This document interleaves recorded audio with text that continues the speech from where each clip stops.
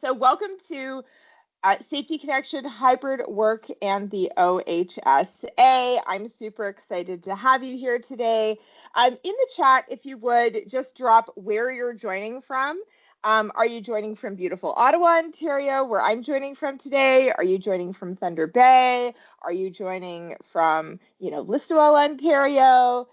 We have Julie joining from Leamington, Bethany and Barrie. We have folks in Windsor and Toronto and Waterloo and Sault Ste. Marie, and some more folks in Leamington. Welcome, welcome. We also have folks in Stratford and Mississauga and North York and Burlington and lots of folks in Barrie today. Very, very excited.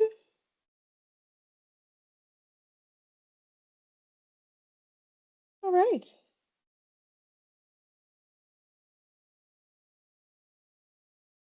We have some folks in Palmerston, and if you are just hopping on and you haven't already dropped where you are from in the chat, feel free to go ahead and do that. I'm always curious where folks are joining us from, and we've had folks in Safety Connection joining us from all over the world, from as far away as Colombia and Nigeria, and we've also had folks from right around the corner here in Ottawa with me. We do ask, by the way, that you not take screenshots of the presentation, because any images that we do have in our presentations are copyrighted to Getty. The content is trademarked to WSPS, so please do not take screenshots. We also just have a quick heads up that if you are using an AI like transcriber or like AI note taker here in the program, the note taker will be removed from the program. We don't allow AI to join in on our sessions. So this is our MLI-TSD demographics collection survey. If you have not already had a chance to do it, please consider doing so. You can click on the link on the screen. The function number is shown. We also have a QR code if you'd prefer to scan it with your phone. Like I said, this is not demographic information, but we collect this information on behalf of the Ministry of Labor, Immigration, Training, and Skills Development. The responses are anonymous. We're not collecting personal information. It is optional, but highly appreciated. And what we do with this information is we aggregate it with all of our other programs and send it to the ministry so that we, as WSPS and as the health and safety system overall, can ensure that we've got resources in the communities that need help, that we're meeting people where they're at. Maybe we have a lot of folks that they speak, maybe they speak Spanish at home, and we need more resourcing in Spanish. That's something that we can identify and say, you know what, how can we get the message out, the safety message out to people in a language that is going to be best understood by them. So that's a little bit about why we do this. Thank you so much for taking the time to do our survey. I'll give you about 30 seconds to just click on that link. Going once, going twice. Sold. All right, so let's move on to our housekeeping here in the room. Your computer audio, obviously the audio comes from your computer. Headphones are recommended. Phone conference is available if you're having some audio related problems. This is a safety connection, so your camera is going to remain off, your mic will stay muted. So all of the interaction that we have here in the room is going to be through polls and through our group chat. We do ask that you keep all of those messages in the chat relevant to our program here today and SFW, Safe for Work. And just a reminder that messages are seen by all participants, not just me. To see our engagement features, we have the React button. You might, with our engagement features, I might say something that you're like, yes, or like, OMG, yes. I would not be surprised over the course of the program, though, that you have at least one of these. What? To use the wet face, you go to React and you just pick the wet face. We also have our polls. They pop, woo, there's a what? So in our meeting chat, you click on the speech bubble. It pops up a window on that little window within window. On the right-hand side, there's a box that says type a message. You type a message, you hit enter. I think a lot of you found it by putting in your location for the polls. They either pop up on your screen or in the chat. For me, they pop up in both places. So if they pop up on your screen, pick an answer, you hit submit. If you don't hit submit, it doesn't get submitted, and then just close the little window. To turn on live captions, we've got some accessibility features. Do note that these are AI generated by Teams. And so if they go a little purple monkey dishwasher on you and you're like, did she really say that? I very well may not have said that. To turn this on, you go to the more, that's the 3 dots. You go to language and speech, and you can turn on your live captions for yourself if that would be helpful for you. You can also make the content full screen by going to view, going to full screen, and you will not be able to see the chat anymore or my face. You'll see the presentation in full size, but what it does is it allows you to have a larger font experience, again, for accessibility, if that will help you. And for those of you that are new to Safety Connection, what is a safety connection? I like to say they are the best unsung hero of WSPS. We have hundreds of safety connections on so many different fantastic topics. Coming up next week, I have one about chemicals. And so what is a safety connection? It is an opportunity to learn, share, and discover what's of value to you, to connect virtually with industry peers, and to facilitate an exchange of best practices. So we'll actually be chatting a little bit here in the room about some things that you're doing in your workplace. Maybe they're working well for you that you can share with some others in the room. And of course, it's an opportunity to attend in your own personal workspace, which also allows us to be able to reach folks all across our beautiful province. So whether you are in Moose Factory, Ontario, or in another remote community, or you're in, maybe you're in Niagara Falls or in Cornwall, you're able to join into the same session, and we're all able to share together.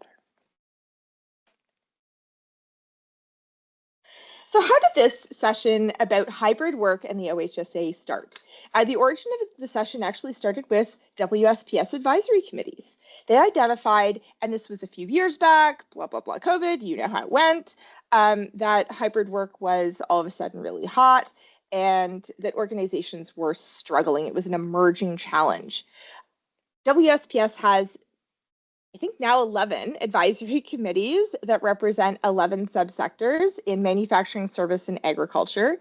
And we have an executive advisory committee that represents all of those subsectors. So all of those various 10 committees, they have folks that sit on this executive advisory committee. And the advisory committee members consulted their various working groups, and they were looking to have some additional resources developed to help organizations sort of bridge this virtual, in-person, hybrid gap in terms of some of the safety challenges that this can present, both challenges at home and challenges back in the office.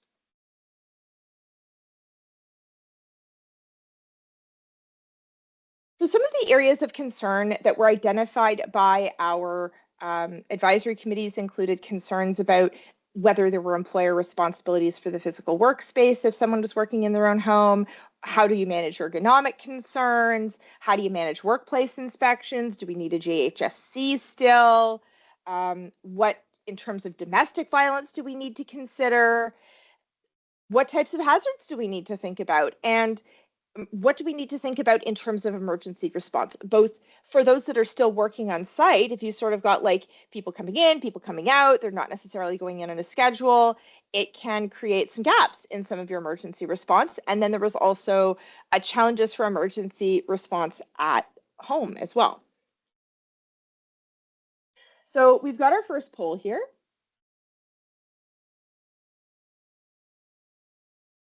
Thank you to our fantastic safety connection coordinator, Jessica, for popping that up. Tell me, what is your organization's relationship with hybrid work? Are you like all in office, no intention to go hybrid, or maybe you were hybrid and now you're not doing hybrid anymore? Are you considering implementing it? Are you, currently allowing it? You're managing well? Are you struggling?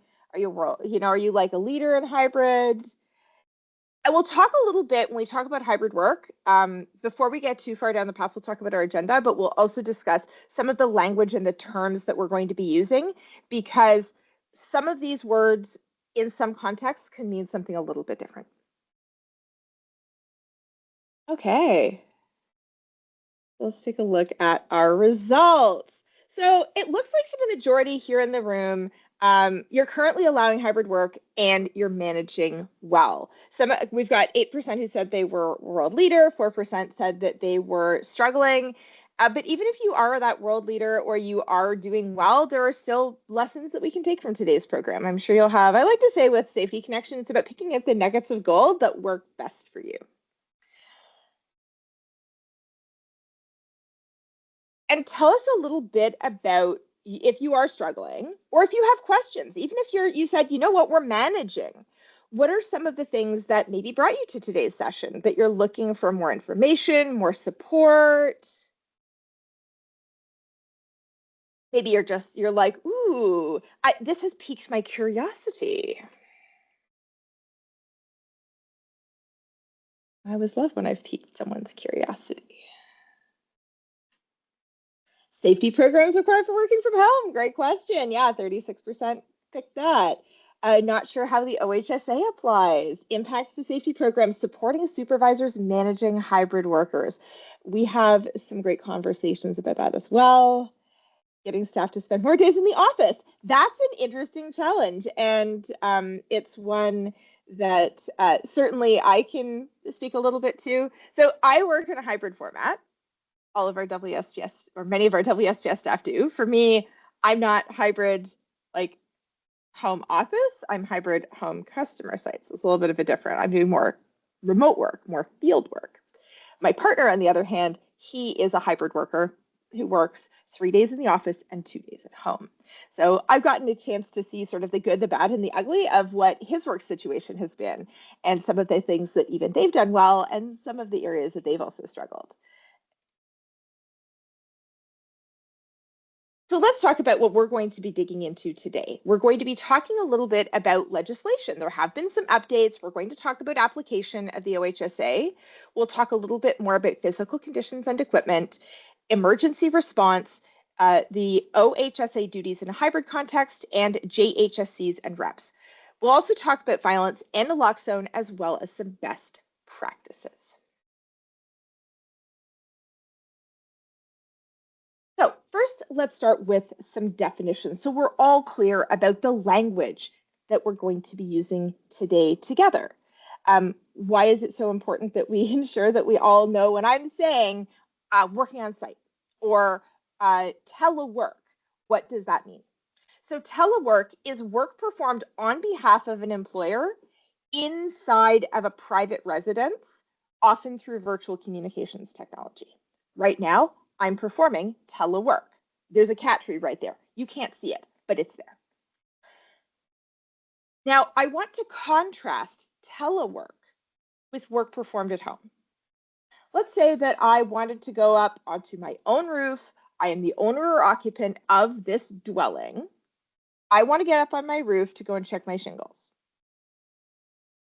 Is that work? Maybe I'm reshingling my own roof. That is work performed by the owner or occupant or a servant of the owner or occupant to in or about a private residence or the lands and appurtenances that are used in connection therewith. When we talk about working at home, that's different than telework. So getting on my own roof versus sitting here communicating with you on behalf of WSPS. We also have working on site. Now, working on site, we're going to sort of define here for the purposes of the program as working at a workplace that's controlled, managed, or provided by their direct employer. So if you go into the office or you're going into your facility, that is working on site. Now, we're going to also contrast that with this does not include provision of services as a contractor or subcontractor to a workplace that's controlled by your client. And again, we're creating our box here today where we are discussing a little bit more about what this means today for the program. Does this mean that these are like the Oxford dictionary definitions? Not necessarily, but for the purposes of our program today, this is what we're going to talk about. Now, also contrast that with hybrid work. Hybrid work is where some of your work you're performing on a site for the purposes of today's program, a site controlled by your employer, and some of the time you are performing telework through communications technology in your own private residence. That's sort of the container in which we're looking today. Now, again, contrast that with remote work, which has a whole other set of challenges and risks. We could have an entire safety connection just on going onto sites that are not controlled by your employer. So for us, remote work is on-site work that's performed at a site that's not controlled by the employer. It could be a private residence where the worker is not the owner or occupant. Let's say that I hire a heating, air conditioning, and ventilation person to come in and install a new water heater, which I do need a new water heater, so that's coming up for me. That person coming into my home is not an owner or occupant of my house. They are at work. They are working for their employer, but they're doing it in my private residence. That is remote work. That, for the purposes of what we're talking about here today. This also includes field work. They may be going out into the community. I think about folks working in environmental services, for instance. They may need to be going and doing like sampling of water at a waterway. That's a good example of, again, remote work. You're off of a site that's controlled by your employer. One of the interesting things about controlled by employer, not controlled by employer, is when a site is controlled by your employer, they have additional levels of control available to them. They can decide what flooring material to choose. They can decide whether or not those doors are doors that lock behind you for access control to the facility. This is not something that you necessarily have if you're going into a site that's not controlled by that employer. So where do your staff work from? Tell me a little bit more.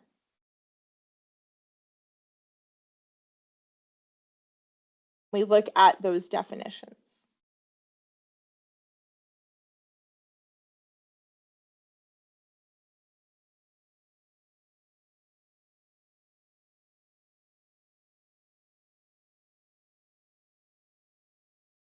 All right, wait, so we have folks about and this is a pick more than one, right? Because we have so many different work that's being done. But 33% have folks working from home. We've got 32% said that they have work on site controlled by the employer. 10% have folks working on third-party co-working sites. And then we have 23% that have remote work or travel for work. So we have a lot of different ways that work can present and a lot of different places that folks can be working from.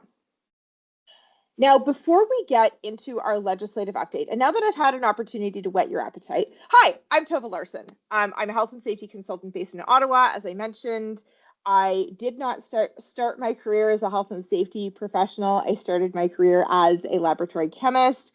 I got into health and safety because I got hurt at work. I've been in health and safety now for 20 years. I've been with WSPS for 10 of those years. And in those years, I have had the opportunity to, over those 20 years, I've had the opportunity to work in the federally regulated sector, the provincially regulated sector, the private sector, the public sector. And through my work at WSPS, I've had the opportunity to have more than 12,000 folks come through my sessions, whether that be training, Joint Health and Safety Committee certifications, safety connections, over the years. So the numbers got really big really fast. So that's a little bit about me, a little bit about my background. And I was the subject matter expert who worked with our advisory committees on the hybrid work file. So that's why I'm your facilitator here for today's session. So now that we've had a chance to whet your appetite, let's talk a little bit about some legislative updates and application.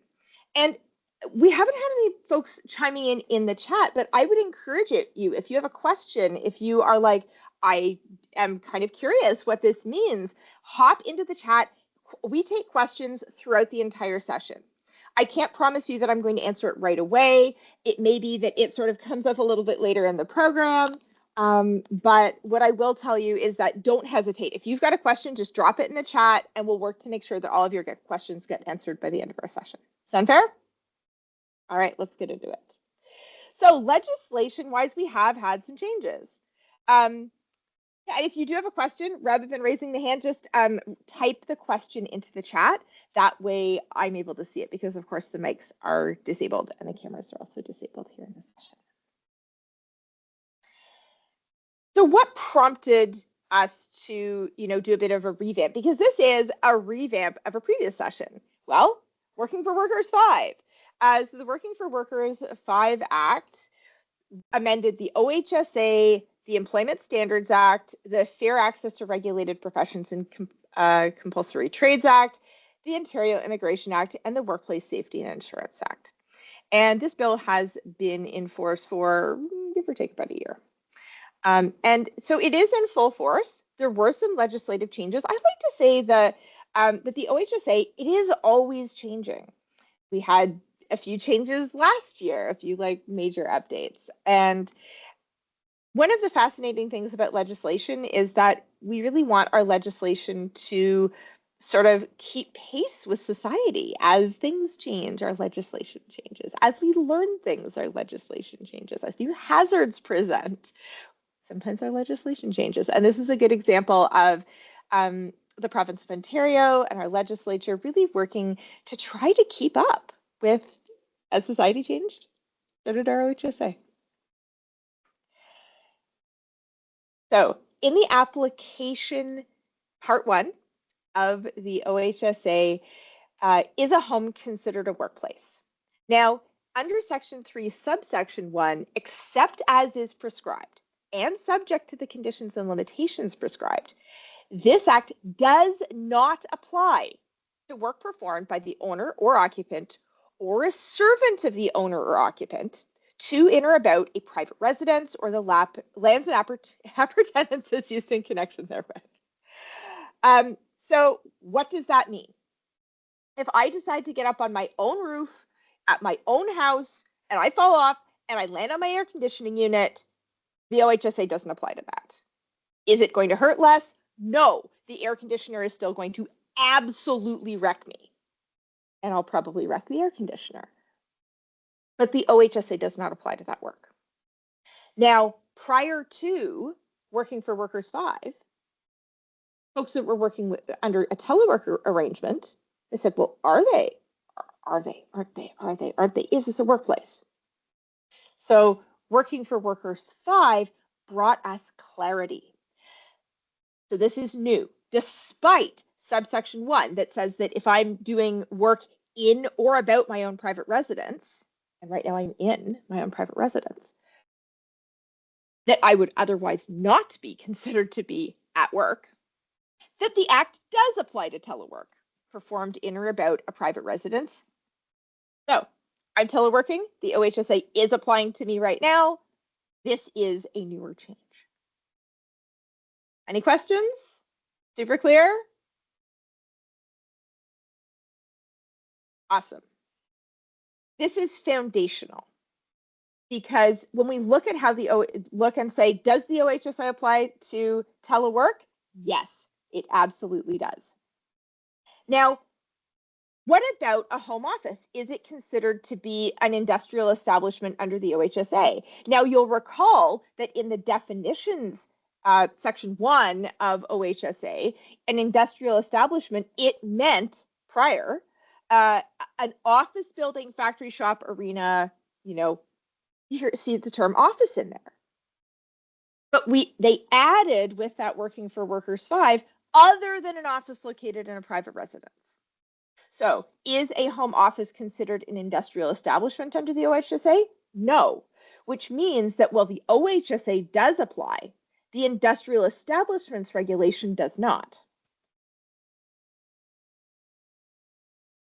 I had this question many, many times before Working for Workers 5, and the ministry was already interpreting the OHSA in this way. They were interpreting it to include virtual harassment, but they did codify that in the legislation with Working for Workers 5. If I'm harassed, teleworking, is it considered workplace harassment? Absolutely. The definition of workplace harassment was amended by Working for Workers 5 to include virtually through the use of information and communications technology.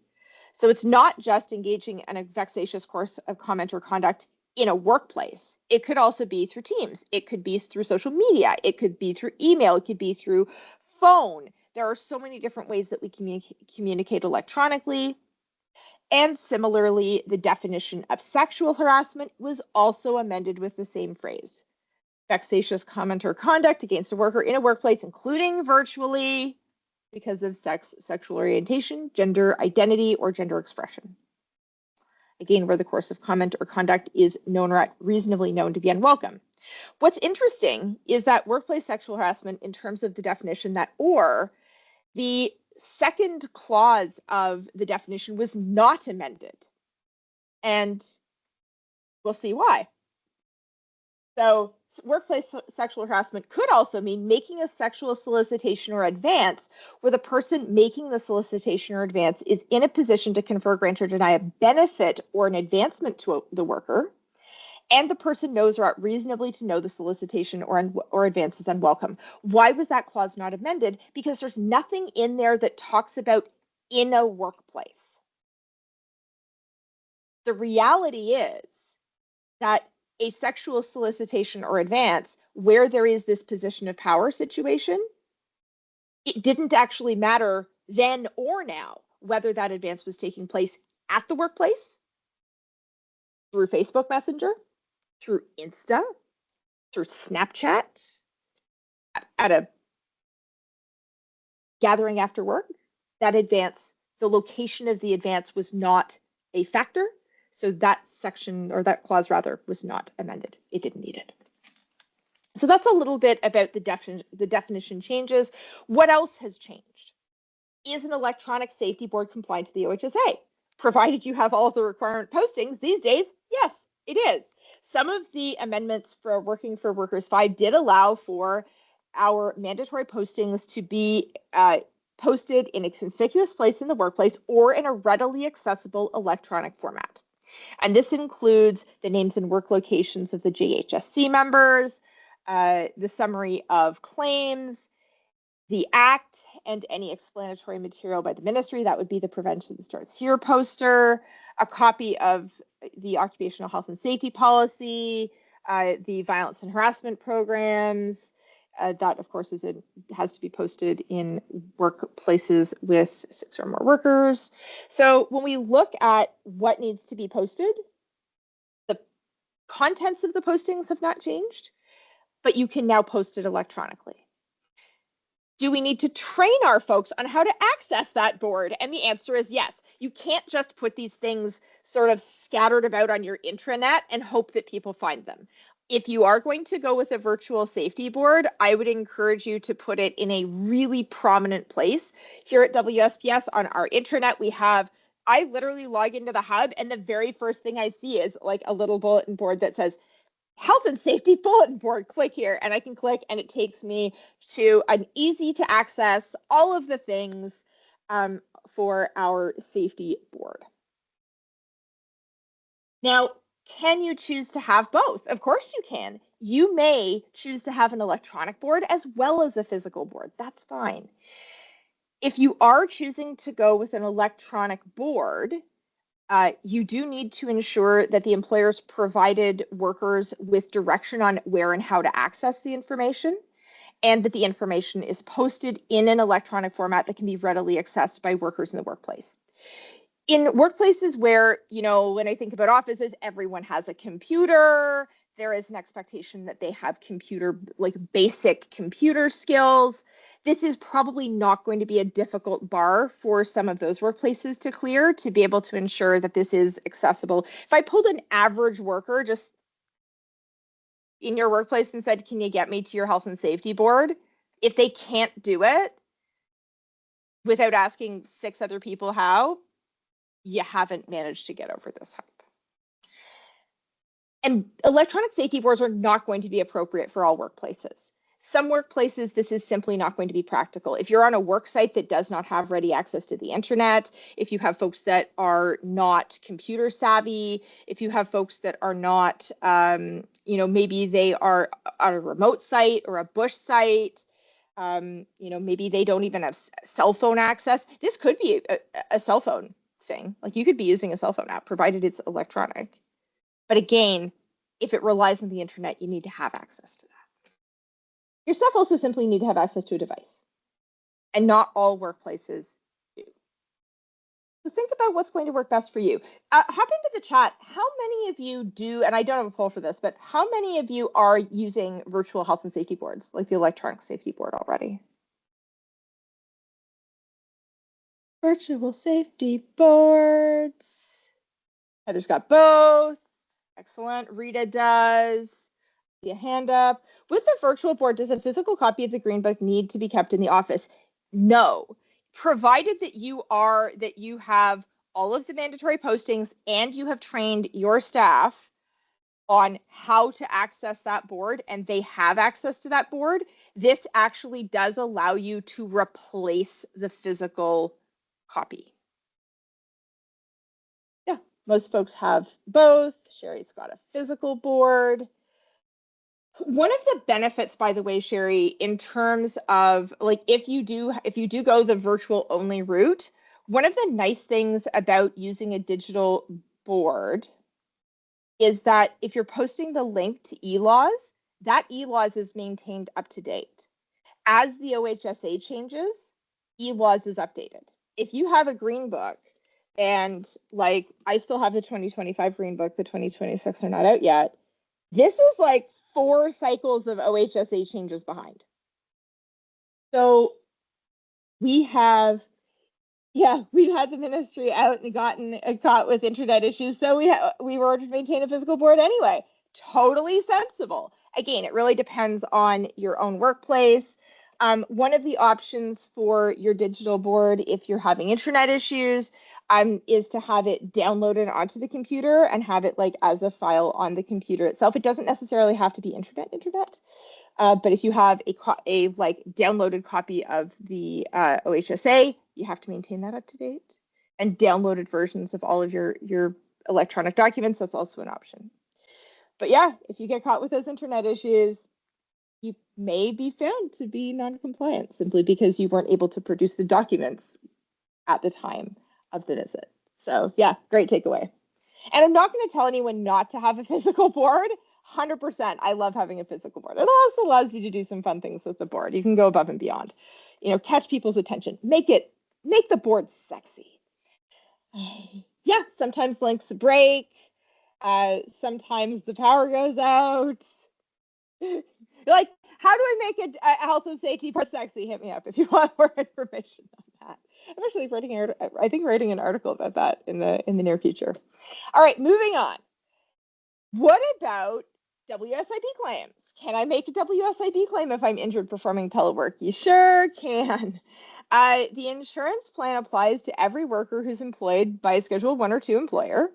However, it doesn't apply to workers who are persons whose employment by an employer is of a casual nature and who are otherwise employed otherwise than for the purposes of the employer's industry.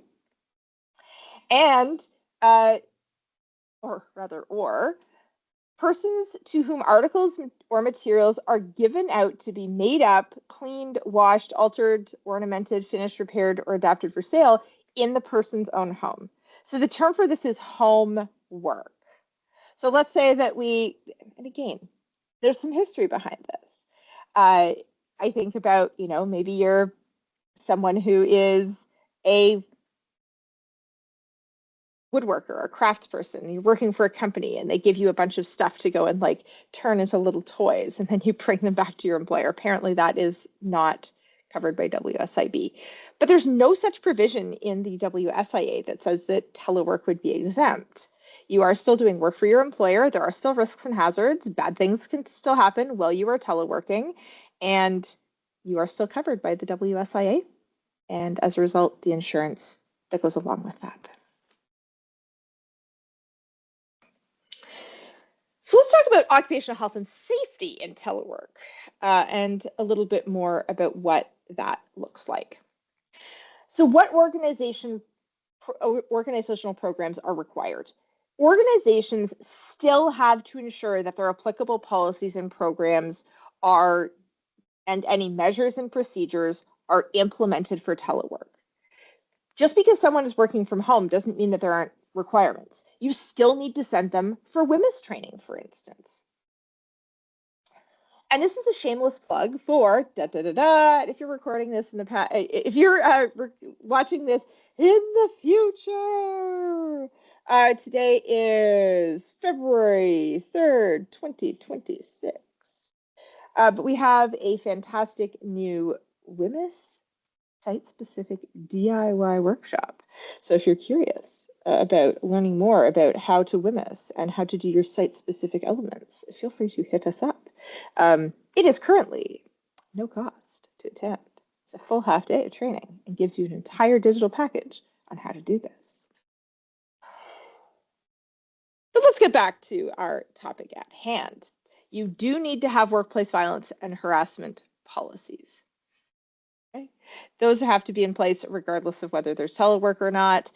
You still have to do the health and safety in 4 easy steps, health and safety in 4 easy steps, and health and safety in 5 easy steps if you are a supervisor or a manager.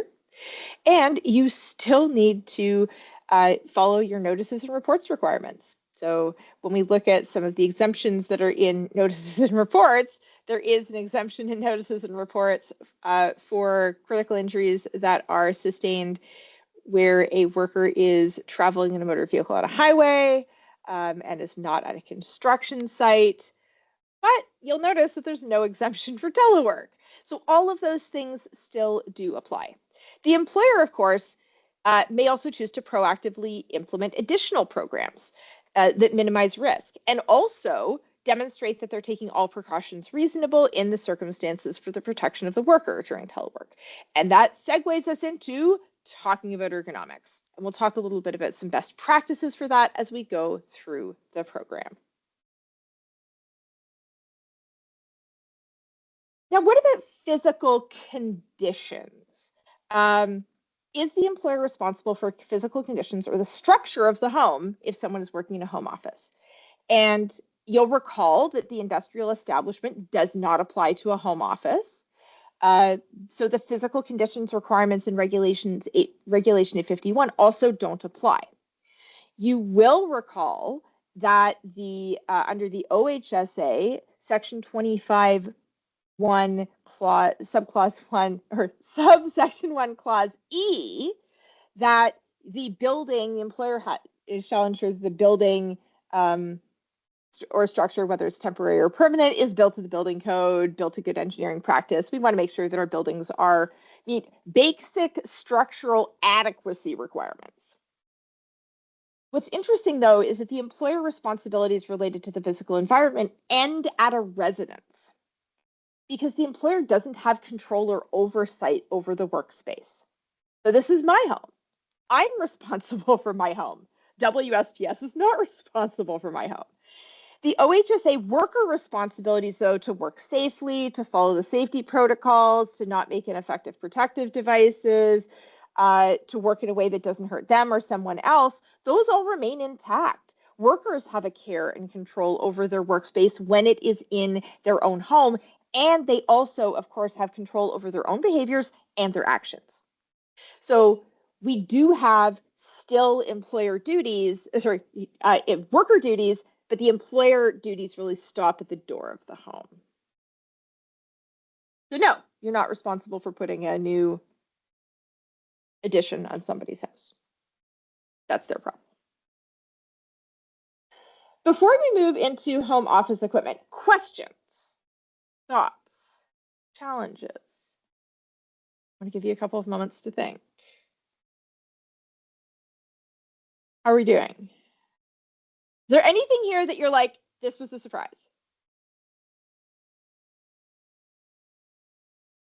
I will take silence. Will you talk about inspections? 100%.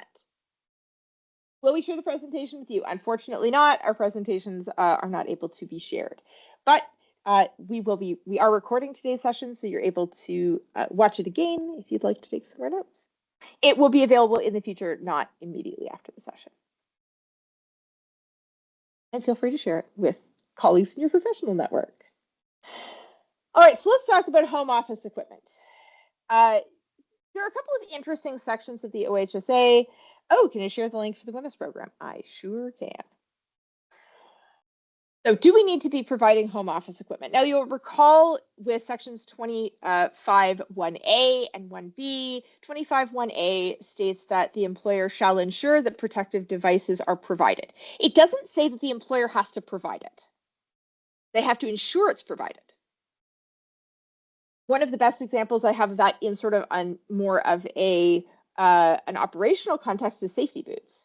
It doesn't say that they have to provide you with the safety boots. They do, in fact, have to make sure that they have been provided for, even if that is provided for by you. So you are now safety booted up.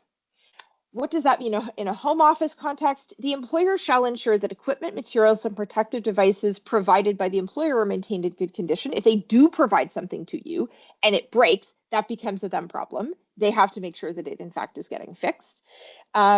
And if they are, when we talk about ensure something is provided, and again, we're talking largely here about ergonomics, try to make sure that your staff are not working at a Little Tikes picnic table sitting in the middle of their family room. Like that table is like this high. That's not going to be comfortable, but it's also going to present ergonomic risks. Does that mean that you have to provide them with a desk chair, with a fancy monitor arm, with all of the things? No. But I think it is very fair as an employer, if you aren't providing it, is to go and verify that they do in fact have an appropriate place to sit. How can we have any control over where they sit? You can't. At the same time, I am going to tell you that as someone who does telework, I have made the mistake very occasionally of like picking up my laptop and I'm going and sending a couple of emails and I just put my laptop down on my dining room table and I am in a world of hell that I am consistently unprepared for. I'm 5'2". My table is not designed at my desk height. My desk height's like 24 inches high. It's like somebody took an entire desk and chair combination and just stuck it in the dryer and shrunk it. That shrunken desk, that shrunken chair, that's what's comfortable for me. For a lot of folks, if you provide them with really solid ergonomics, you don't have to police where they sit, because the 5 minutes that they're sending those emails, they're going to be sitting there going, I'm uncomfortable, I'm cranky, and I need to go back to my desk. That is my immediate thought every single time I make the mistake of trying to send an email like sitting on my couch, even if it's just at night and it's like that 5-minute email. So you can also, as we think about policies and programs, we can certainly develop agreements with our staff around telework, and we'll talk a little bit about that. And one of those things could be that they have to commit. I know for us, we have a telework working at home policy here at WSPS, and one of the things that I have to commit to is that I have a quiet, private office space. Then WSPS provides me with the tools. But you could also say, like, you have to have a desk and a desk chair if you're going to be working from home. You can't be just sitting wherever you want. Are we allowed to ask to see a home office setup? I don't think there's anything wrong with asking for a photo of a home office setup.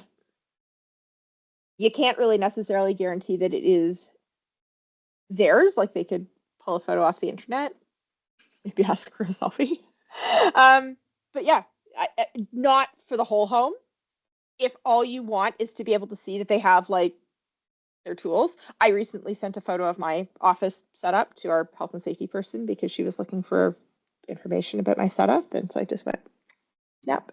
And she got to see my desk, my chair, my little light, and the light's mine, the other light's mine, and all the little bits and pieces that I have, just so that she was able to visualize what my space actually looked like.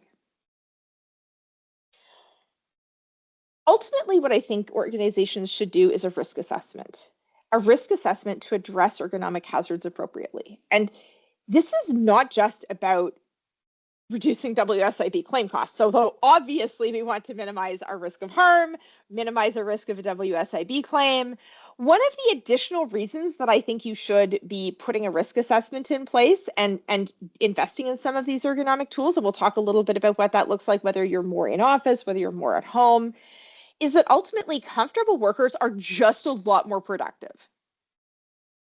If you're in pain, chances are you're not doing your best work. One thing I will tell you about providing home office equipment is that if you are providing electronic items, things like laptops, chargers, maybe you're providing folks with, a monitor or a camera, or you're providing folks with a printer. If the employer is providing equipment where the Ontario Electrical Code or CSA standards apply, something like on the ESA website, they have a list of all of the applicable marks. The applicable marks are like the CSA, ULC, ELC. Those marks tell you that this has been built, constructed, and tested to ensure that it meets Canadian electronic safety standards.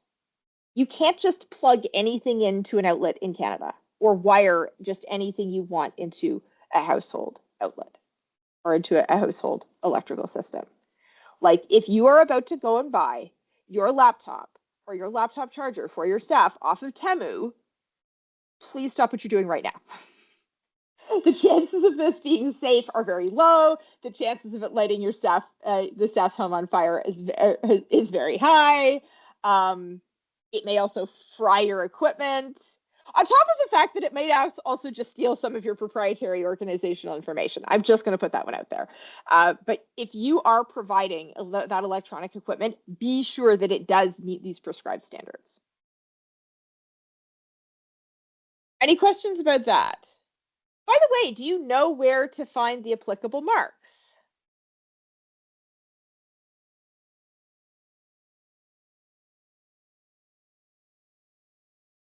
So the ESA does have their recognized certification markings, and you can find those markings right there.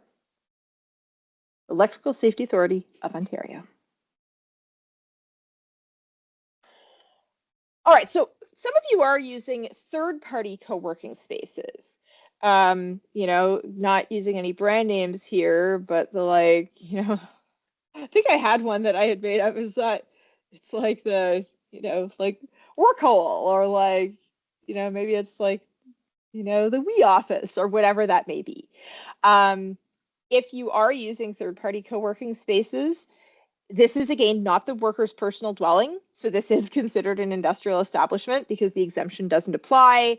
The OHSA requirements for the employer to maintain safe workplaces and equipment, it still remains identical, whether this space is controlled by the employer or whether it's being provided to the staff by the employer through a third party. So if you are allowing your staff, paying for your staff for a membership to workparty.com, where you've got the, hoteling stations and, almost any of the members can come, and it's not just your organization.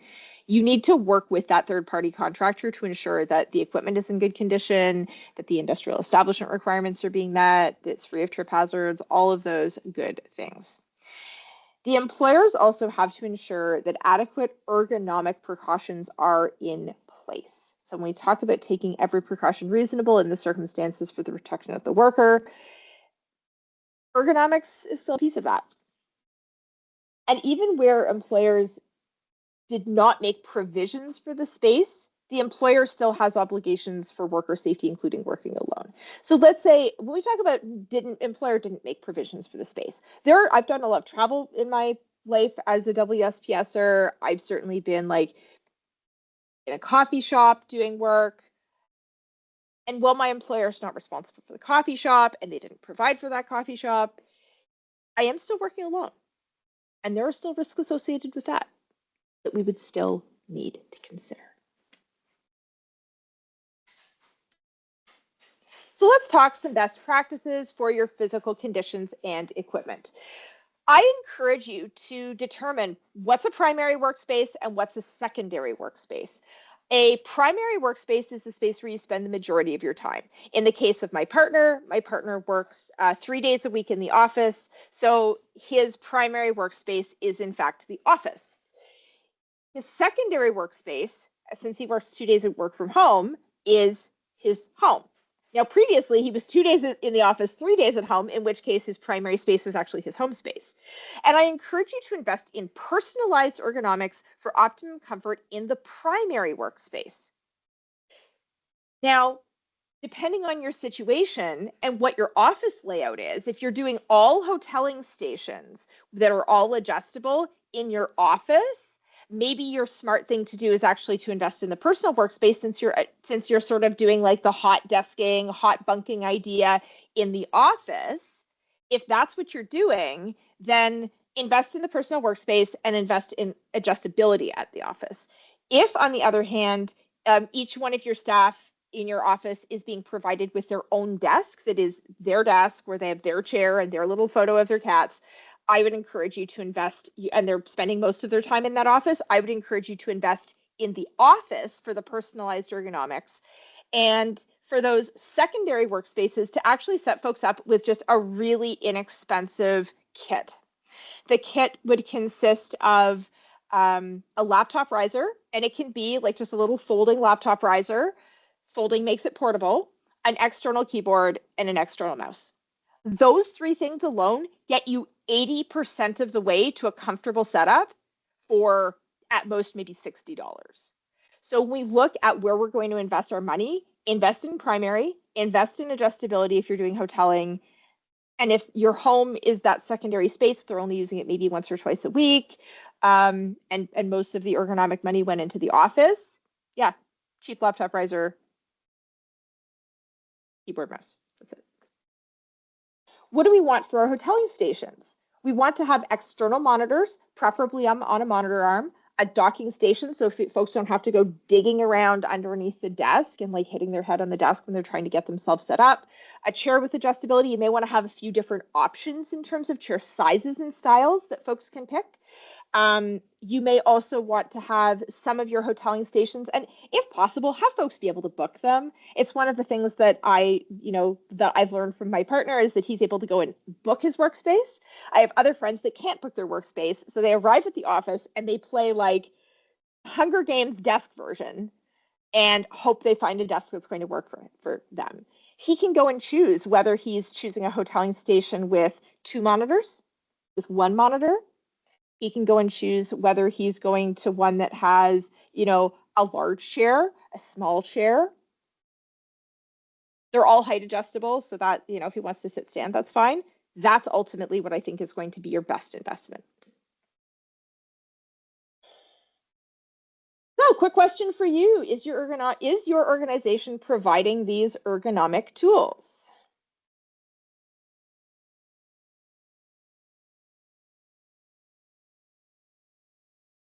Ergonomic tools. And yeah, and the next question is like, where are you providing them? Take a look at their responses. I don't see any responses yet. Oh, there we go. There they're popping up. All right, so 55% said they're providing it for primary workspaces only. Some folks are not providing them at all, and some are going above and beyond and providing them for both primary and secondary workspaces, which is always the best choice. Yeah, and interesting, right? Like when we look at primary and secondary, you can provide ergonomic tools for both. They don't have to be the same tools. That's what's interesting about this. You just need to make sure folks are safe. Yeah, so about 50-50 for primary only and for secondary. A couple of other best practices around physical conditions and equipment. Create some policies requiring your staff to maintain a healthy and safe home environment. That includes keeping it free of tripping hazards. That includes keeping it free from that it's being maintained at a comfortable temperature. That they are ensuring that they've got drapes on the windows so that they're able to control light, for instance. You could establish ergonomics programs that, of course, include some provisions for a hybrid. You could be providing your staff with a rolling bag so that they're able to transport their laptop, their keyboard, and their mouse to different locations. And depending on how you decide to roll this, it may be that because keyboards and mice are very personal items. And by personal, I mean they can get really gross. as someone who I used to work in a call center, and I was like hot bunking with someone. I would come in for my shift. I worked the evening shift. I remember coming in and there was honey on the keyboard and there was a sunflower seed stuck underneath my spacebar. Unbelievable. So if you really want to go above and beyond, what I would recommend, if this is an option for you, and some folks are like, oh, Bluetooth, no Bluetooth, you may want to consider a Bluetooth mouse or even just like a one with the little USB thing, and a keyboard. And then folks actually BYO keyboard, BYO mouse. So these actually travel with the laptop to and from. That's another good option. That way I'm always touching my keyboard. Somebody else wasn't like, influenzaing all over that keyboard that I'm now touching. And if you are using hoteling stations, be sure that folks have access to cleaning wipes so that they're able to sanitize their workstations. Whether they're sanitizing just the desk or they're sanitizing the mice and the keyboards and all those nice things. Nobody wants to be at a gross desk. Influenzaing. Yes, I'm making up words now, and I'm comfortable with that. So let's talk a little bit more about some best practices. Ensure your staff have access to a supervisor remotely. Like if I am sitting here and I reach out to my manager and I'm like, I have a problem and I need help. Does anything happen? Your managers need to be available. And when we're on an insight situation, often that's just going to the manager. But what does that look like in a virtual context? It could be a phone call, it could be a Teams. They need to be available for help, especially if someone puts in something that says like urgent or like, I just fell down my stairs. Like, is this person in meetings? Are they going to be able to see this? Be sure that they are available. And if they are not available, that you have someone else designated who is available, who can help. We also want to ensure that your staff have some sort of mechanism to be able to report damage or deficiencies, both in your hoteling station situation, but if you're in a third-party co-working space that you're not in control of, you still need to make sure that your staff have a way to be like, I got to this desk and the desk is broken. Or like, I was there and there's lifting carpet and I nearly tripped and split my head open. If they don't have any way of letting you know that so you can let the co-working space company know, that's going to be a gap. They're reporting hazards. Have a method for doing that. Let's talk emergency response now, because it's also really interesting. Is the ministry required to be notified if someone is injured in certain circumstances, obviously pursuant to sections 51 to 53.1 of the OHSA? And the answer is yes. When we look at the exemption for notification, this would be for critical injuries, fatalities, disabling injuries. If your employer is required to report those to the MLITSD, not all employers are. If your inspector requires it, then yeah, let's say that I am carrying a box of training materials, WSPS stuff, it's a work task, from my basement, which is where I have some boxes of training materials, and I fall down my stairs and I am knocked unconscious. That's a critical injury. Would WSPS need to notify the ministry? Yes. Yes, they would. So all of those same notification requirements do apply. There's nothing that was changed in this from working for workers. So what if I'm carrying my laundry up the stairs? That's a great question. That's not considered a work task. So if you're performing a work activity, it starts that conversation, and this is a conversation that WSIB often has when they're adjudicating a claim: is this a work activity? Is this not a work activity? I'll give you a good example of a non-work activity that happened to my father. My dad worked as an aircraft mechanic. They had a badminton, because like you've got like a big hangar, they got lots of space. They had a badminton league, like multiple courts indoors to play badminton all year round. And my dad was like giving her playing badminton back when I was definitely 8, because I also had a broken leg at this time. God love my long-suffering mother. And my dad went for like an epic smash, and instead he smashed the living daylights out of his ankle, broke that little bone off the end of his, the little lumpy bone. He broke that off. He was in a cast for months. I was also in a cast after a swing set related disaster. He was at work, but it was during his lunch hour, which was unpaid. Even though he was physically in the workplace, it wasn't a work activity, and so it was not considered to be a work injury. And if you are carrying laundry up the stairs, you're not technically working. Is telecommuting by car to and from work covered by WSIB insurance if driving is not required for the job? That's a great question. And generally, commuting is not considered to be covered, but it ultimately depends on your own specifics of your employment agreement. So I know for me, when I leave my house for work, I am in fact covered by both WSIB. I have to have business use insurance on my car, and I am considered to be in the course of my employment. I'm getting mileage and I'm getting paid. However, for most folks, when they are commuting, they're going work from home to work to home. They're not, that's considered own dime, own time. And if you're own dime, own time, you're not considered to be employed during that process. And so for most people, commuting by car would not, in fact, be part of your workday. Does that make sense, Patricia? Yeah, if driving is, for me, driving is part of my job because this is my official work site. I am going from my work site to my customer site. And that's also what my employment agreement specifies. So read your employment agreement. How does the OFC, Ontario Fire Code, define residential occupancy?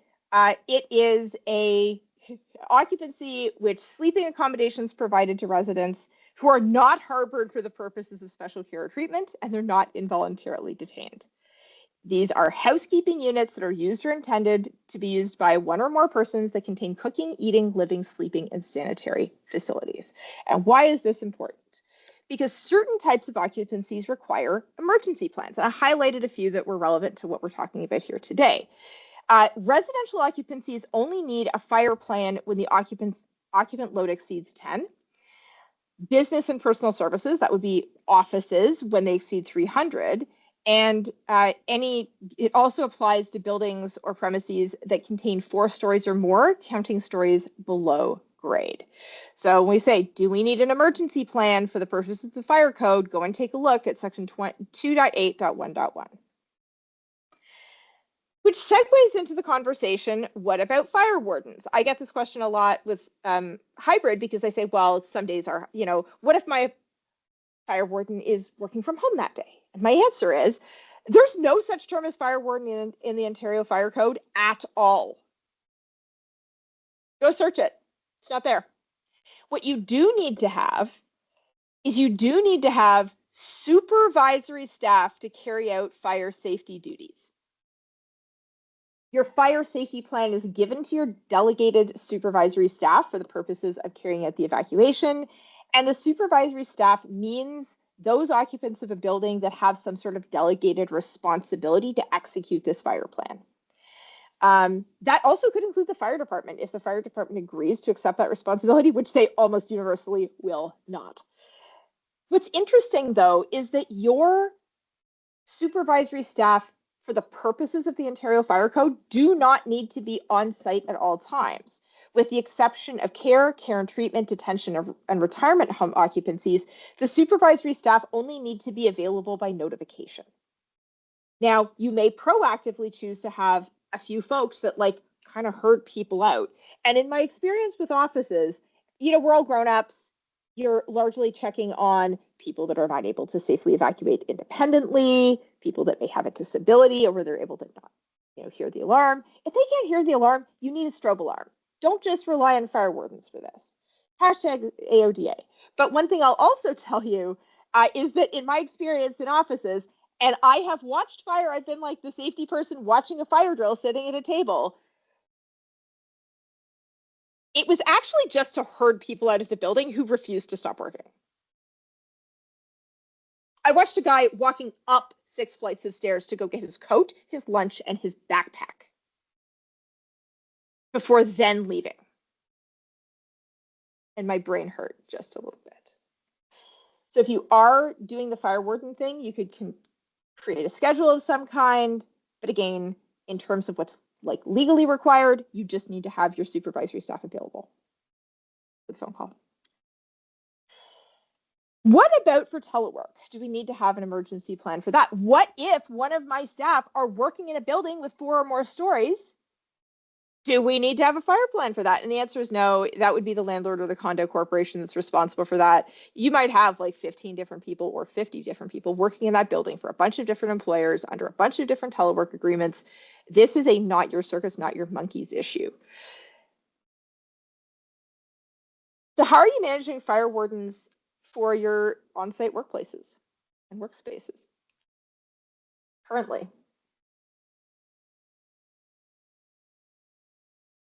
And we talk about supervisory duties. Who is, in fact, your supervisory duties in your fire for your fire plan? And if you don't have a building with 300 or more, you may not even have an emergency plan. Our supervisors and wardens, I think that makes total sense. They also have delegatory authority to tell people to put down the keyboard and leave.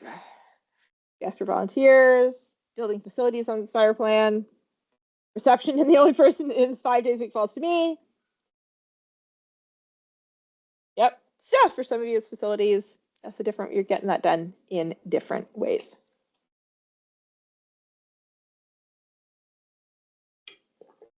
Team members who are well known and loud.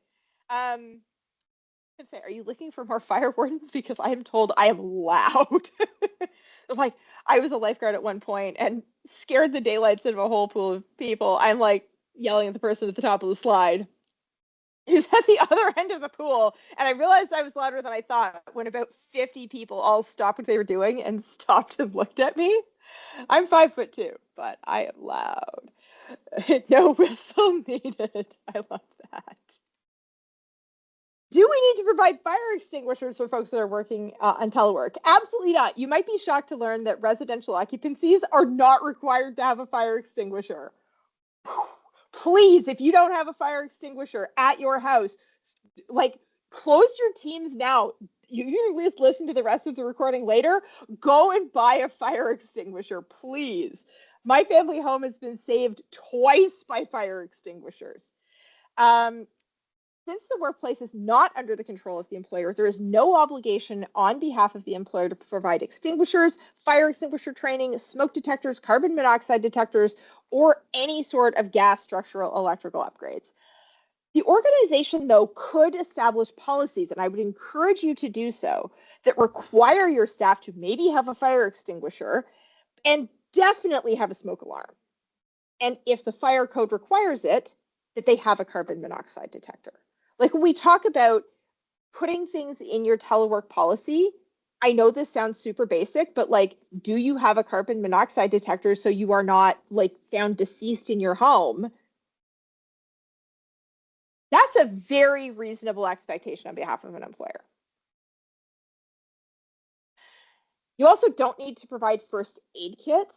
The first aid requirements under the WSIA state that the board, the WSIB, may require employers in such industries as it considers appropriate to have first aid appliances and services as may be prescribed. That's as prescribed in Regulation 1101. 1101 doesn't apply to private residences. It does apply, though, to workers that are traveling in a personal vehicle for work-related purposes. So if you have folks that are taking their car, not commuting, but if they're taking their car and they're using it in the course of their employment, they need that business use insurance. You also need to provide them with a first aid kit that meets the requirements of Section 16, subsection 2 of the 1101. You also, of course, need to make sure that first aid treatment is readily available at all times when workers are performing work at a workplace. So some best practices for fire wardens. Have some way of telling who's in the building and who's not. That could be your swipe system, RFID, even a paper sign-in book. Ultimately, you want something that you can compare at your muster point to say, did everybody get out? Ensure that at least one manager is on site. They can, again, like some of you have mentioned, act as a designated fire warden. Use your designated managers to execute your emergency plans and train all of your staff on emergency response protocols. If you have folks that are working in multiple buildings, I know my partner can he can book a desk in 7 different buildings. Be sure that folks receive the emergency training for that building before they go and book a desk there. And you could consider something like a Mark Safe app. That could go for both emergencies and natural disasters, whether folks are working from home or in the office. It allows you to sort of have one umbrella for everyone. So that's another good option for you. And for home fire safety, document and an attestation by the worker that they have a building that meets the building and fire code requirements. They have handrails on their stairs. They have emergency egress that's appropriate, and that it is remaining clear. If you have someone who you think is living in an episode of Hoarders, maybe working from home is not for them because that's not safe. Pathways have to remain clear and unobstructed to all of the exits to the home, and that they have working smoke detectors and they have working carbon monoxide detectors. And if the message has not reached you yet, there have been some changes to residential occupancies for carbon monoxide detectors starting on January 1st of 2026. So if you haven't had a chance to take a look at that, you may need to buy some additional carbon monoxide detectors for your home. You now need one on every level. For telework, first aid and well-being, know where your staff are working. Are they working at home? Are they working at a customer site? Are they working in the office? Where can you expect them to be?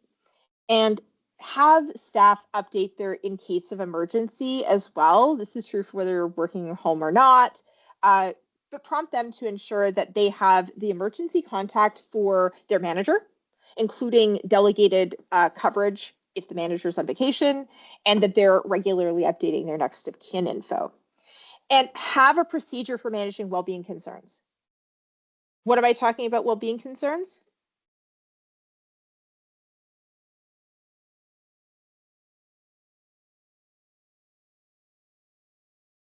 Imagine that you were on a Teams call with someone and that happened. What are you going to do next? And if you think this doesn't happen, this absolutely does. A friend of mine had a grand mal seizure on camera with his manager, and 45 minutes later woke up to fire, police, and paramedics and a completely destroyed front door. But he's alive, partly because they got him the help. What's the responsibility if one of our managers decides a person can work from a hotel in Florida? Are they on a work trip? If they are on a work trip, they're still considered in the course of their employment. If they're not, they're outside of Ontario. So that's something to consider, but they are still tied to that employer in Ontario. Would they be covered by WSIB? Questionable. If they're allowing it, if the employer has allowed this, they're working effectively from vacation. I think you are taking on some of those responsibilities. Again, this is a site not controlled by the employer. It's not any different than if they're working at a coffee shop. But you're not, if they're on camera and they have a seizure, it's going to be really difficult for you to get them help. It's a lot easier if they're working from home. And this is why I encourage folks to have some parameters around this. If business travel is covered by, if business travel, it would be covered by WSIB. Yeah, exactly. In this case, it's not business travel, but they are allowing the person to work from a remote setting. It's a little bit of a unique situation. And there's WSIB, and then there's well-being, and then there's safety. There's a lot of elements to this. Honestly, what I am going to tell you is that just in the interest psychosocially, I would tell people not to work from vacation. Go on vacation, go and enjoy your life, and then come back to work. That's what I would say. I do encourage you to maintain consistent first aid coverage. That you consider training all your managers and use a manager on duty as your first aider, or if you're going to do the worker volunteer model, be sure that they have some sort of an in-office schedule so you always have at least one person who has first aid available at all times. And then use a board with the work location, the name, preferably the photo, optional but appreciated, of today's first aid team. It can also be a great way to just build that safety culture, right? Use existing name badges to have some sort of an internal contact that says, if I think about, again, my partner, he's got like his little badge, but if he goes unconscious, he's surrounded by a bunch of people that don't know him. They've got thousands of staff. They can sort of come in and out as they need. He's not working near his team. He just works in any desk that's available. Having like, he's got his name on one side, but to have like, my manager is so-and-so, this is their phone number, would be really helpful. And this is, again, optional, but suggested. If you do have staff that are working in a hoteling type office where you are not necessarily working close to people that you know well, you may even want to consider offering some sort of partial reimbursement for medical or jewelry. A lot of folks don't think about that, but like if somebody has diabetes or a heart condition, I'm a first aider, and like I'd really like to know that. And those things are actually quite expensive. So if you're looking for something like to just add a little bit of an extra like assistance, that could be something to consider. We, of course, have those basic duties, and they still apply to telework. The employer sets the policies and programs, the supervisors are communicating and enforcing these, and the workers have to follow them. Supervisors, when we talk about supporting supervisors, they need to be available, they need to know where folks are working, and they need to be in a position to be able to, know a little bit about ergonomics, know a little bit about the work. But I think the biggest thing is they need to be able to connect virtually.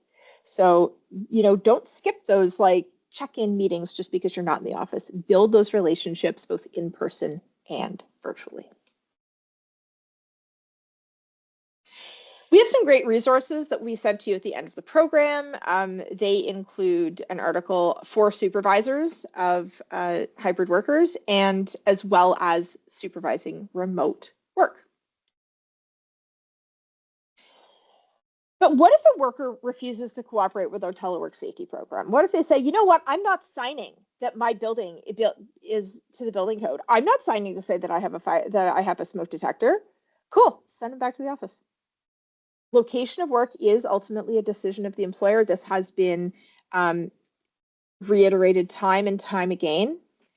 The prevalence of hybrid work has not created any new rights. And as we've seen with RTO, return to office, this is definitely an employer decision.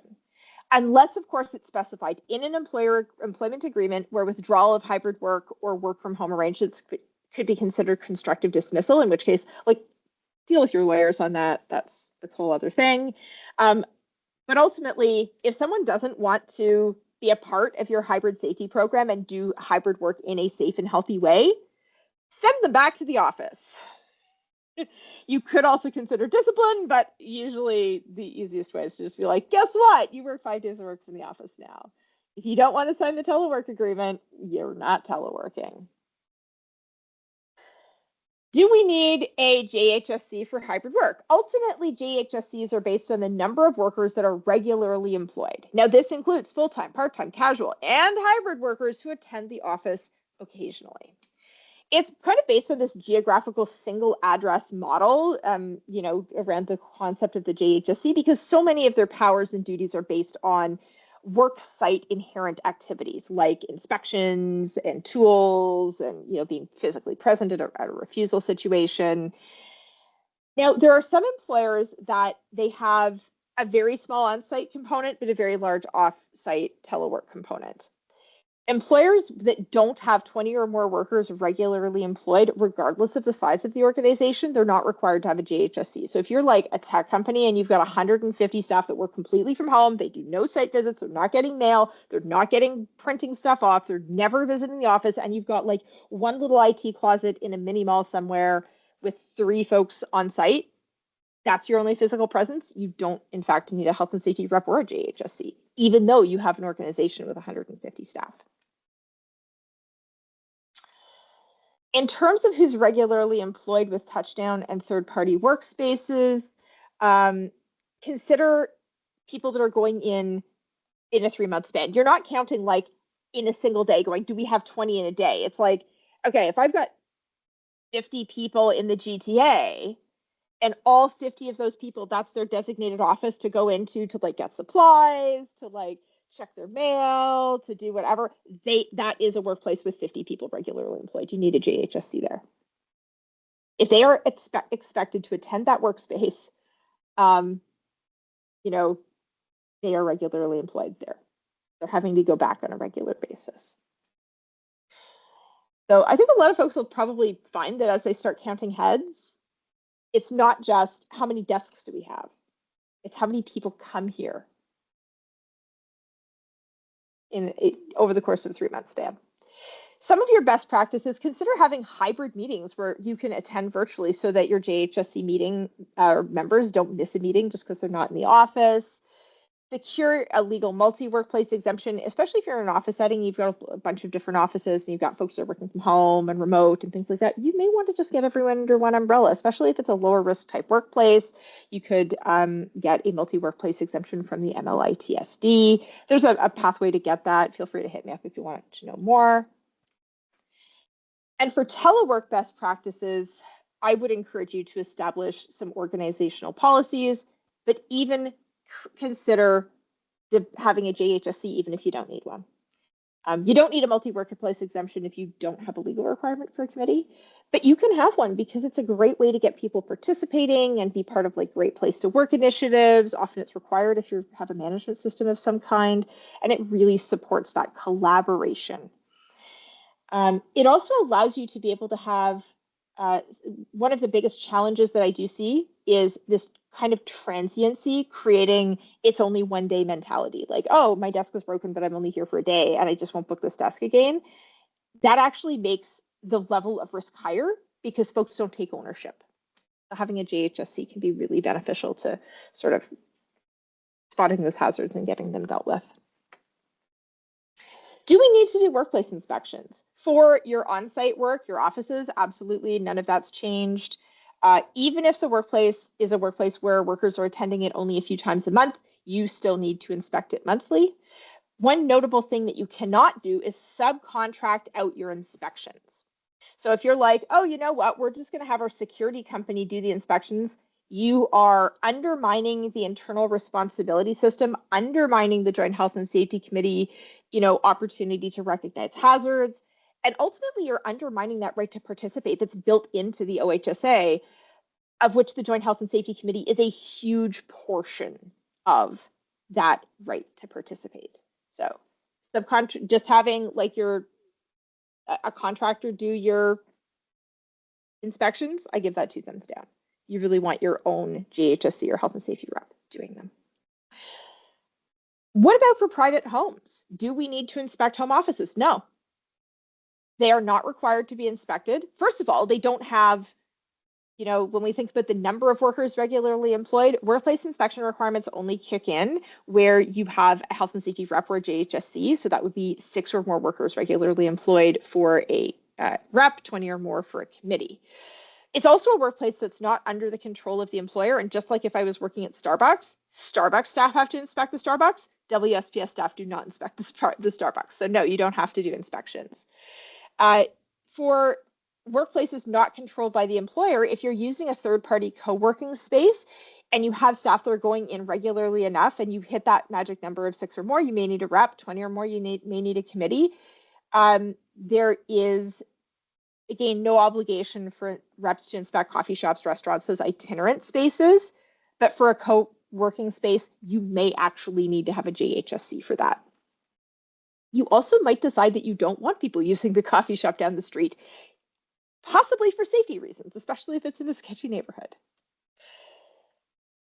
You could include a self-inspection of home offices that employers may wish to establish this. There's a great checklist. It'll be sent to you at the end of the program. Have the individual inspect their own home according to the employer's criteria. It's a great opportunity to flag musculoskeletal stuff, work culture, safety, and then have the supervisor work with the worker to ensure that safety concerns are addressed. It's a best practice. It's a great way to be able to demonstrate due diligence. For workplace inspections, if we rent or lease a space and hold an event for the public that's maybe 6 hours long and we leave and go back a month later, I assume the responsibility. Yeah. So that's not a space that's under your control. That's kind of like, when I say itinerant spaces, you like use it and then you're gone. I would encourage you, though, to do a basic walkthrough of that before you hold your event, not only for staff safety, but also for your public safety. I have 100% gone into a conference room at a conference, checked the emergency exits, and found one of them was completely obstructed by piles of chairs. You don't want to be that place. We do a workplace inspection every single conference and every single event that we host for that reason. Yeah, so who does, yes, the person who books it does a preliminary inspection. Yeah, I would do it like I would do an inspection, set up, and then do an inspection again to make sure all of your like little totes and things didn't end up in an emergency exit. So proactive, it's not necessarily a JHSC inspection, but it is sort of a hazard check, right? We're going to tail off talking about violence, harassment, and naloxone. Do we need a workplace violence risk assessment for every teleworker's home? No.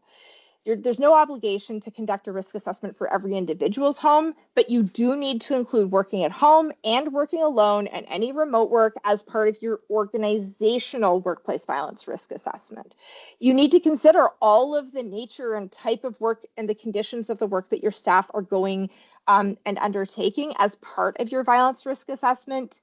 And the risk assessment might result in the employer establishing some sort of a policy that says you're not allowed to work at a coffee shop, or you know what, you're not allowed to be, maybe you're not allowed to be going out into the parking lot alone at night.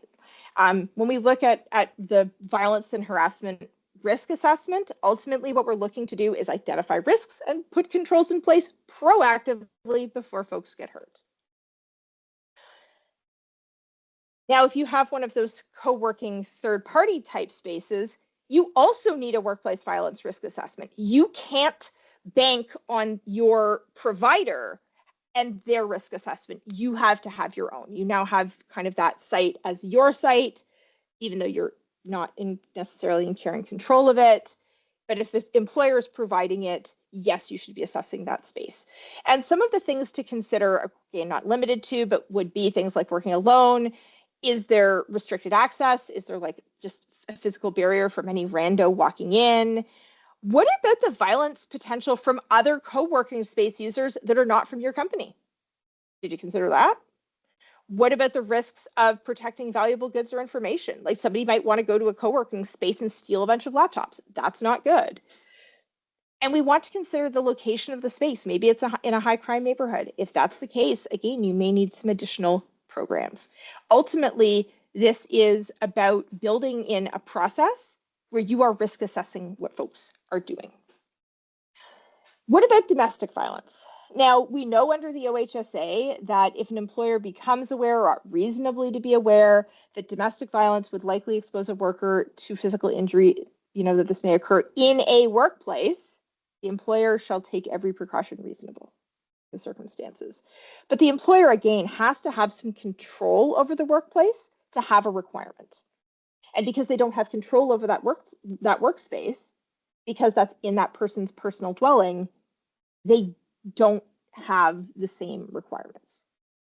We also know that there was never a requirement in the OHSA for folks to be protected 24/7. It was about protecting them in the workplace. Now, that being said, the employer, if you have someone that is working from home that you think is dealing with domestic violence, please lead with empathy, still offer them support, offer them an in-office work option with a good safety plan. At least you're getting them out of that space for 8 hours a day and getting them into a site that you are controlling and you can keep them safe while they're working. You could offer them, of course, some domestic violence supports like EFAP. You could remind them about those job protected leaves under the ESA. Support, be kind, let folks know their job is not at risk. Like number one thing that folks experiencing domestic violence need to hear. They need to hear that. Show that you care. Show it with actions. What about harassment? If a teleworker reports harassment, do we need to investigate? 100%. We saw that in the definition change, including virtually. You need to ensure that your harassment investigation is conducted, it's timely, it's being conducted appropriately by a qualified person, and you do need to notify the alleged harasser as well as the complainant of the results of the investigation in writing, just like you would with any other investigation. And if the employer fails to ensure this investigation is conducted appropriate, fails to notify the parties, the MLITSD may receive a complaint, in which case they may issue orders related to that. And do we need to provide naloxone kits for folks working from home? No, you don't. First of all, the naloxone provisions were very much based more around personal circumstances. Again, either aware, reasonably to be aware there was a risk of a worker having an opioid overdose in the workplace. Um, it again is triggered by, in many cases, personal circumstances. Very similar to domestic violence, in fact. In which case that would trigger the need for the kit, comply with the requirements. The worker again, or the employer, then has to have some control over the workspace to be able to have this requirement. Also, just as a really practical standpoint, if your staff is working alone from home and they need naloxone, they generally can't put it in their own nose. I will also quickly mention, if you don't have a naloxone kit for your home, please go to the pharmacy. Again, it's 12 o'clock, close your days and go get one. Most of the time when these kits are used, they end up being used on family members, on children, who accidentally ingested a medication. If you don't have a naloxone kit for your home, please, please, please, please, please go get one. They are life-saving when they are needed, but not a requirement for your employer to provide. All right, so what part of the session was most valuable to you? I hope you were able to take some cool takeaways. As we tail off the session, it is 12 o'clock. Thank you so much for joining us. I would love to know from you. There's the poll. We also have just what was your favorite takeaway? I'm here for questions as long as you'd like. So if you do have some questions that are more specific to your organization, feel free to drop them into the chat. And don't forget, WSPS is here for you every step of the way. We have some great, some fantastic services. We've got our Health and Safety Excellence Program. If you have not already heard about that, it's like it's an opportunity to be able to get some financial benefits back from WSAB for building a better safety program to their specifications. We have some free consulting. And by the way, the link to the WMIS, I can drop that in the chat later. Do you have the inspection checklist for home office? That's going to be sent to you by our fabulous folks at Safety Connection. Oh, thank you, Karina. Yeah, always, it's great to see you too. Have a great day, everyone. And again, if you've got questions, don't hesitate to reach out. And if you do have some great takeaways, what was the most valuable thing for you in today's session? We always want to create value here at WSPS. And I'm always curious what folks found to be the most valuable thing. You're so welcome. Amazing presentation is fun. Oh, you're so welcome. This is my fun. This is what I like to do. So, oh, you're so welcome. Thanks, everyone. I like to say, if I'm having fun, I hope everyone else is having fun, and I'm having fun. Love the clarification of fire wardens. I'm glad that was valuable. That is definitely one of those things that gets that a lot of folks don't necessarily understand. They hear the word fire warden and they think like they need to have them, they need the little pink hats and all of the things, and they don't necessarily understand what the requirements are. This is also true, by the way, if you're in an office building that has like multiple offices, it's the landlord that's responsible for this, not necessarily your individual organization. Work with your landlord to ensure that you know what the fire response plan is. You're so welcome. Take care, Rita. All right, going once, going twice on questions. Questions, takeaways. Feel free to drop off. I'm about to close the meeting.